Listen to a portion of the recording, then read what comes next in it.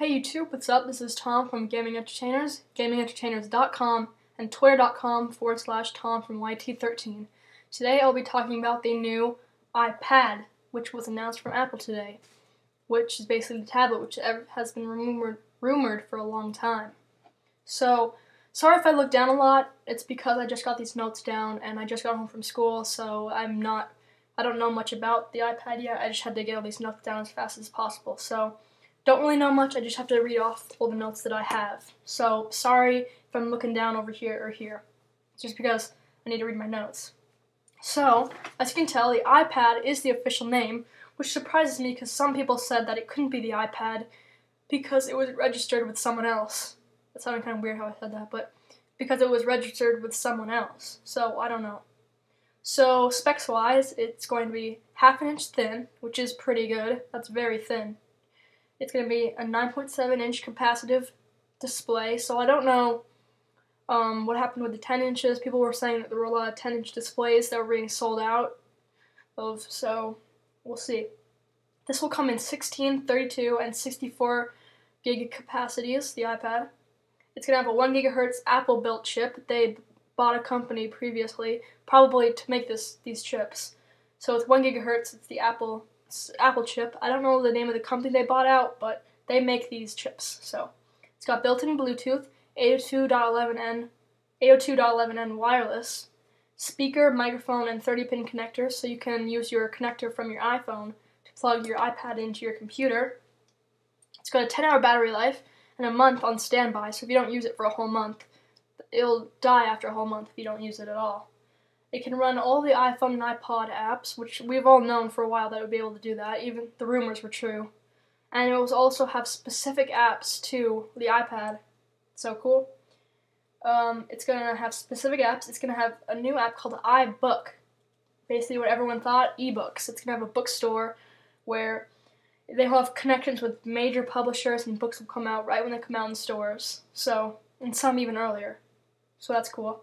It will have a new version of iWork for the iPad, where you type on the on-screen keyboard, which I'm thinking, I haven't seen any pictures of it yet, but I'm wondering how it's going to work out because will your fingers be cramped, like you'll only have a little space to write the text, because the keyboard, it's an on-screen keyboard, so you're going to have to type and have room to see what you're typing. So, I don't know, it's kind of hard to explain.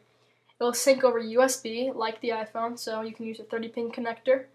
It's going to have 3G connection over AT&T, which I need to get into discussion because Verizon Wireless, I have an article on my website, Verizon Wireless said that they were excited for today and people were rumouring that Verizon was going to have 3G on the iPad, and that didn't happen.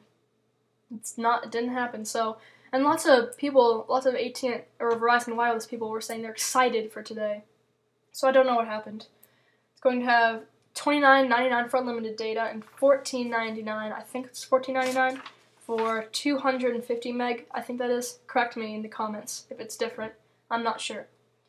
So, let me get to the next page. It's going to have the 6 versions of the iPad. The 16, 32, 64, but you can get it in 3G or with not 3G. So, now I'm going to go over pricing of these. The 16 gig is $4.99 without 3G, and with 3G, $6.29. The 32 gig is $5.99 without 3G, and $7.29 with 3G, and the 64 gig is $6.99 without and $8.29 with 3G.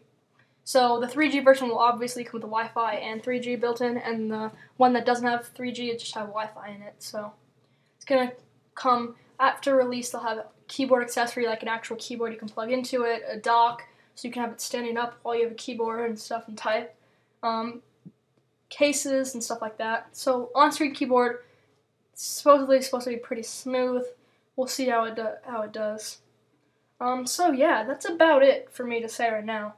It's got less than people expected. It doesn't have, everyone was saying, oh, there's gonna be a camera and iChat, and it's not really much of that. It's just it's really just an iPod Touch that's with a bigger screen and 3G. 3G option. Without the 3G, it's basically just a bigger iPod Touch if you think about it.